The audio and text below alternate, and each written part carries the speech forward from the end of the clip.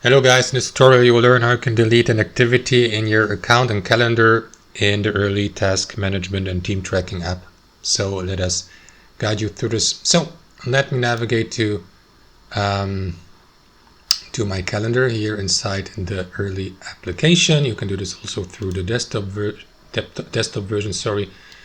And then guys, there are two ways how you can do this, right? So if you, for example, navigate through your calendar, you may navigate to the given activity and its time slot, click into it, and then select delete to remove it from the time slot. However, guys, as you can see, only the time entry has been removed. The entire activity is still in your folder here on the left hand side.